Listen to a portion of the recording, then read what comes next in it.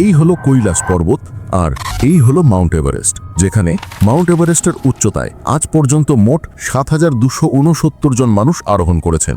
অন্যদিকে কৈলাস পর্বত, যা মাউন্ট এভারেস্টের চেয়ে ২২০০ মিটার ছোট, তা সত্ত্বেও কৈলাস পর্বতে আজ পর্যন্ত কেউ চড়তে পারেনি, শুধুমাত্র একজন মানুষকে ছাড়া। কিন্তু এরপরে হাজার হাজার কি লাখ লাখ মানুষ কৈলাসে চড়ার চেষ্টা করেছেন, কিন্তু পথে তাদের সাথে এমন কিছু ঘটেছিল যা দেখে আজ পর্যন্ত কারো সেখানে যাওয়ার সাহস হয়নি। এবং এই কারণেই চীন ২০০১ সালে কৈলাসে চড়ার ওপর সম্পূর্ণ নিষেধাজ্ঞা জারি করে দেয়। কিন্তু চীনকে কেন এমন করতে হলো এবং যে একমাত্র ব্যক্তি এতে চড়েছিলেন তার সাথে কি হয়েছিল তা জানবো আজকের এই ভিডিওতে। এবং এটাও জানবো যে আজও যদি কেউ কৈলাসে চড়তে চায় তবে তার সাথে কি হবে।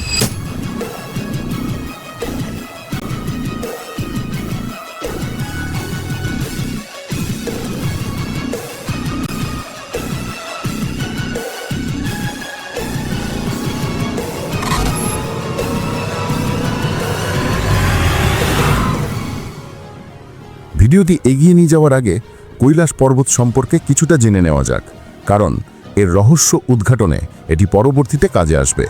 কৈলাস পর্বতের রহস্যের বর্ণনা দিতে বসলে হয়তো সকাল থেকে সন্ধ্যা হয়ে যাবে, কিন্তু আপনি কি জানেন যে এর অবস্থান বা লোকেশন নিজেই একটি রহস্য? এই পাহাড়টি হিমালয়ের মাঝে তিব্বতের এক দূর নির্জন এলাকায় দাঁড়িয়ে আছে, যার কাছে পৌঁছানো মাত্রই মনে হয় যেন আমরা অন্য কোনো দুনিয়ায় চলে এসেছি।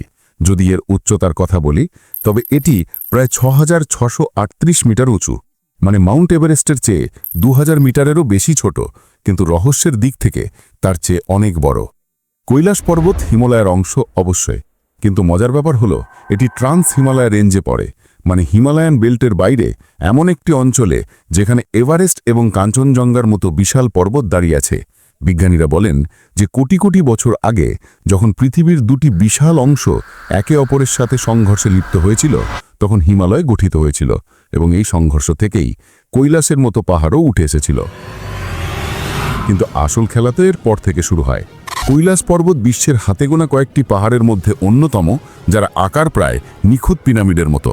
দেখতে তো এমন মনে হয় যেন কেউ স্কেল দিয়ে মেপের কোণগুলো তৈরি করেছে।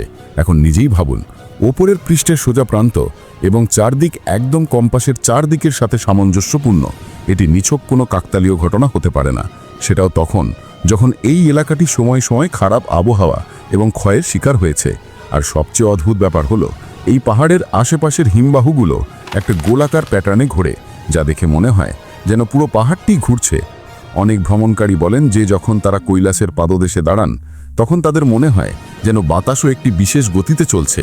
বিজ্ঞান বলে যে এটি ভূগোল এবং বাতাসের প্রভাব, কিন্তু যারা সেখানে গিয়েছেন তারা কিছুটা আলাদা অনুভব করেছেন, যেন তারা একই সময়ে ভয় এবং গর্ব একসাথে অনুভব করেছেন।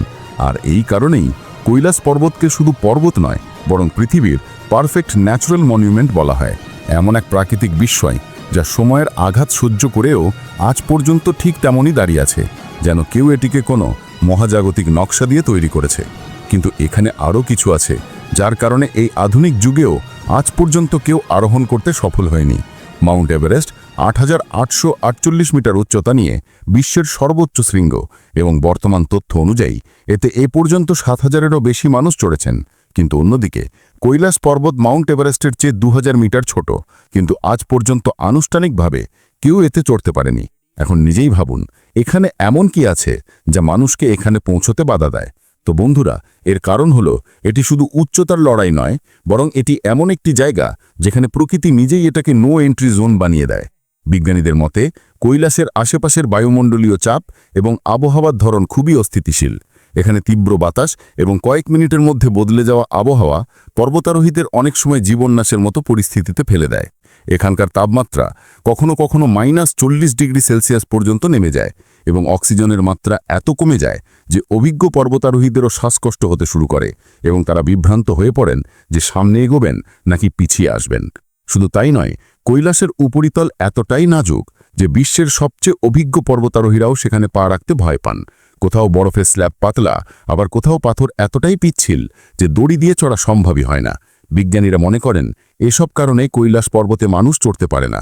কিন্তু যারা সেখান থেকে ফিরে তার অভিজ্ঞতা শেয়ার করেছিলেন তা অত্যন্ত চমকপ্রদ ছিল। कैलाश पर्वत पर भगवान शिव पार्वती के साथ पिछले 21,000 सालों से मेडिटेट कर रहे हैं। कैलाश पर्वत के अंदर एक हिडन शहर है। Took one strand of what is there on that mountain. You won't believe. I was almost 10 to 15 years younger.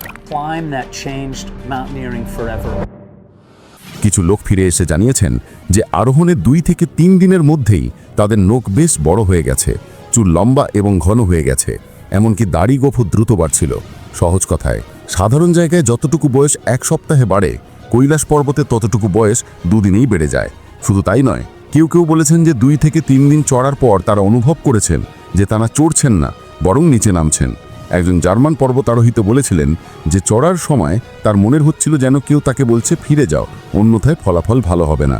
বন্ধুরা, মনে করা হয় যে ইতিহাসে এ পর্যন্ত মাত্র একজন মানুষই কৈলাসে চড়তে পেরেছিলেন এবং তিনি হলেন মিলারেপা।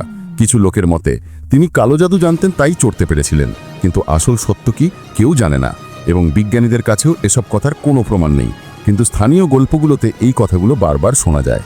এই সব অদ্ভুত গল্প যখন বিজ্ঞানীরা শুনলেন তখন তারা বেশ অবাক হলেন এবং তাই চীন ও রাশিয়া মিলে 2001 সালে কৈলাসে চড়ে তার জরিপ করার সিদ্ধান্ত নেয়। কিন্তু চড়ার আগে যখন তারা স্যাটেলাইট ডেটা বিশ্লেষণ করেন তখন দেখেন যে সেখানে আবহাওয়া ইত্যাদির ধরনে ক্রমাগত ওঠানামা দেখা যাচ্ছে। এমত অবস্থায় সেখানে যাওয়া বিপদের ঝুঁকিহীন নয়, তাই তারা চড়ার আগেই তাদের মিশন প্রত্যাহার করে নেয় এবং একই সাথে চীন সরকার কৈলাসে চড়ার ওপর আনুষ্ঠানিক নিষেধাজ্ঞাও জারি করে দেয়। চীন এই নিষেধাজ্ঞা ধর্মীয় কারণেও দিয়েছিল, কারণ হিন্দু, বৌদ্ধ এবং জৈন ধর্মে কৈলাস পর্বতকে দেবতাদের আবাসস্থল বলে মনে করা হয় এবং এই পবিত্র পর্বতে পা রাখা অপমানজনক বলে গণ্য করা হয়। এখন বৈজ্ঞানিক কারণ এবং আধ্যাত্মিক কারণ, এই দুটি বড় কারণ ছিল যার জন্য এটি নিষিদ্ধ করা হয়েছিল, যার পর থেকে আজ পর্যন্ত কেউ সেখানে চড়ার চেষ্টা করেনি। যদিও কৈলাস পর্বতে চড়তে না পারার কারণ শুধু ভূগোলই নয়, বরং আরও কিছু আছে। বন্ধুরা, কৈলাস পর্বতের আশেপাশে শুধু বাতাস এবং আবহাওয়াই অদ্ভুত নয়, বরং এখানকার চৌম্বক ক্ষেত্র বা ম্যাগনেটিক ফিল্ডেরও নিজস্ব আলাদা প্রভাব আছে। অনেক ট্রেকার এবং স্যাটেলাইট রিপোর্ট বলে যে কৈলাস পর্বতের এলাকায় কম্পাসের কাঁটা ঠিকমতো কাজই করে না, কখনো উত্তর দেখায়, পরের সেকেন্ডেই পুরো দিক বদলে যায়, যেন কোনো অদৃশ্য শক্তি সেটাকে ঘোরাচ্ছে। কিছু ভ্রমণকারী এটাও জানিয়েছেন যে পৃষ্ঠের কাছাকাছি পৌঁছতেই তাদের গ্যাজেটগুলো হঠাৎ অদ্ভুত আচরণ করতে শুরু করে, যেমন কখনো জিপিএস সিগন্যাল হারিয়ে ফেলে, কখনো ঘড়ি কাজ করা বন্ধ করে দেয়, আবার কখনো হঠাৎ ক্যামেরা নিজেই বন্ধ হয়ে যায়। বিজ্ঞানীরা যখন এ নিয়ে গবেষণা করলেন তখন জানতে পারলেন যে এটি কোনো দৈবী শক্তির কারণে নয়, বরং এখানে উপস্থিত স্থানীয় চৌম্বক মিনারেল এবং জিওম্যাগনেটিক ডিস্টরশনের ফলাফল।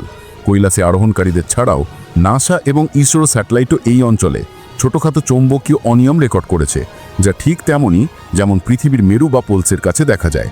কিন্তু এখন প্রশ্ন ওঠে, যদি এমনই ম্যাগনেটিক ডিস্টরশন মেরুর কাছে হয় তবে কৈলাস পর্বতে এর তীব্রতা এত বেশি কেন? সত্য যাই হোক, কিন্তু এখানে কিছু তো এমন আছে যা চায় না যে কেউ এতে আরোহণ করুক বা এখানে এসে বসতি স্থাপন করুক। বন্ধুরা, যদি কৈলাস পর্বতকে পৃথিবীর রহস্য বলা হয় তবে তার কাছে থাকা দুটি হ্রদ মানস সরোবর আর রাক্ষস তাল হলো মহারহস্য। কারণ সবচেয়ে অবাক করা বিষয় হলো দুটি হ্রদ একে অপরের সাথে একেবারে যুক্ত থাকা সত্ত্বেও একে অপরের সম্পূর্ণ বিপরীত।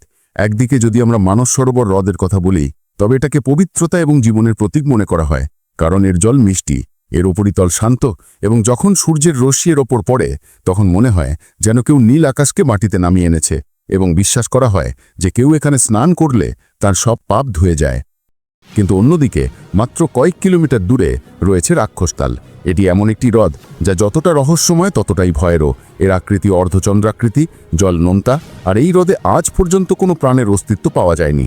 এখানে না কোনো মাছ পাওয়া যায়, না কোনো গাছপালা জন্মায়, এমনকি পাখিরাও এর উপর বেশিক্ষণ উঠতে পছন্দ করে না।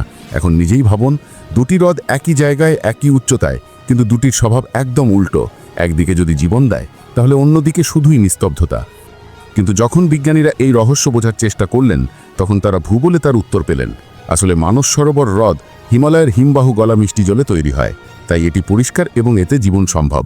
কিন্তু রাক্ষসতাল একটি বদ্ধ নিচু জায়গায় অবস্থিত যেখান থেকে জল বাইরে বেরোতে পারে না এবং এর ফলে খনিজ লবণ জমা হয়, জলকে নোনতা করে তোলে। পরে স্যাটেলাইট স্টাডিও এটা প্রমাণ করেছে যে দুটো হ্রদের মাঝখানে একটি অদৃশ্য প্রাকৃতিক সীমানা রয়েছে, যার ওপারে জলের একটি ফোঁটাও একে অপরের সাথে মেশে না। এখন নিজেই ভাবুন, প্রকৃতি এত চমৎকার বৈপরীত্য কিভাবে তৈরি করলো? উত্তর যাই হোক, কিন্তু মানস সরোবর আর রাক্ষসতাল আজও আমাদের এটা অনুভব করায় যে প্রকৃতি শুধু সুন্দর নয়, বরং অত্যন্ত রহস্যময়। বন্ধুরা, কৈলাস পর্বত সংক্রান্ত প্রশ্নগুলো আজও তেমনই বুকচিতে দাঁড়িয়ে আছে, যেমনটা শতাব্দী শতাব্দী আগে ছিল। আসলে কেন কৈলাসের আকার এত নিখুঁতভাবে প্রতিসম, যেখানে কোটি কোটি বছর ধরে বাতাস, বরফ এবং বৃষ্টি ক্রমাগত এটাকে পরিবর্তন করার চেষ্টা করছে? কেন কম্পাসের কাঁটা এর কাছে আসতে দিকভ্রান্ত হয়ে যায়? কেন এই এলাকায় ইলেকট্রোম্যাগনেটিক ওঠানামা বা ফ্লাকচুয়েশন অন্যান্য জায়গার তুলনায় বহুগুণ বেশি দেখা গেছে? আর সবচেয়ে অবাক করা বিষয়, কেন এর উপর দিয়ে উড়ে যাওয়া স্যাটেলাইটের রিডিং অনেক সময় অদ্ভুতভাবে নষ্ট হয়ে যায়? এখন এই ভিডিও সম্পর্কে আপনার মতামত কি? কমেন্ট বক্সে অবশ্যই জানান। আর যদি ভিডিওটি ভালো লেগে থাকে তবে ভিডিওটি শেয়ার এবং চ্যানেলটি সাবস্ক্রাইব অবশ্যই করবেন।